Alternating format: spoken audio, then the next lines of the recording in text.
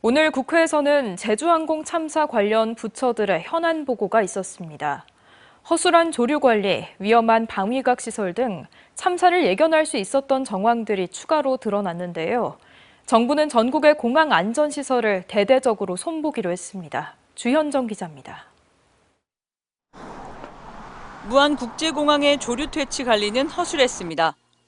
참사 항공기와 충돌한 오리 등 다양한 조류가 참사가 일어난 시간대를 중심으로 공항을 가로질러 이동하는 습성을 사전에 파악하고도 예방 인력은 맞춤형으로 운영되지 못했습니다.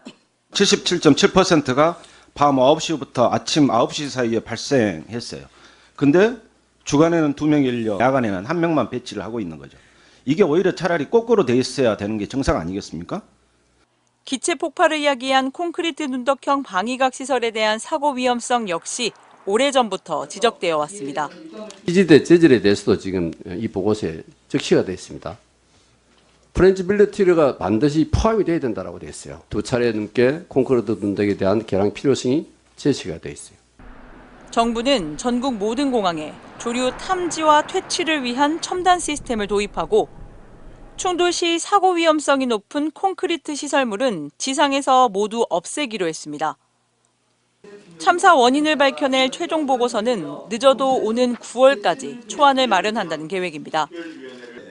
참사 책임자, 2차 가해자에 대한 경찰의 수사도 속도를 내고 있습니다. 전남경찰청 수사본부는 제주항공 대표 등 2명을 출국 금지 조치하고 관제, 정비 등 관련자 20여 명에 대한 조사를 벌이고 있습니다.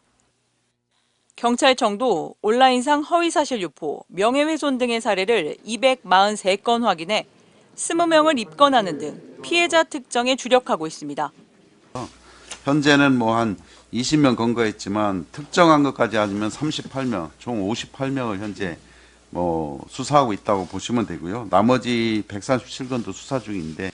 국회에 출석한 유가족들은 참사 원인 조사 직접 참여와 엄중한 책임자 처벌을 재차 촉구했습니다. 조사 과정에서 피해자들의 입장을 대변할 수 있는 조사위원회의 구성, 조사 참여, 일정 단계 조사 결과 공유는 반드시 필요합니다. 이 참사의 원인 제공자들로 하여금 응분의 책임을 지도록 해주시길 간곡히 부탁드립니다. 한편 정부는 오는 15일 참사 희생자 49제를 비롯해 유가족 협의회 법인 설립과 지속적인 심리치료, 생활 지원을 이어가기로 했습니다. MBC 뉴스 주현정입니다. 언제 어디서나 내 손 안의 뉴스. 광주 MBC 뉴스 유튜브 구독으로 함께하세요.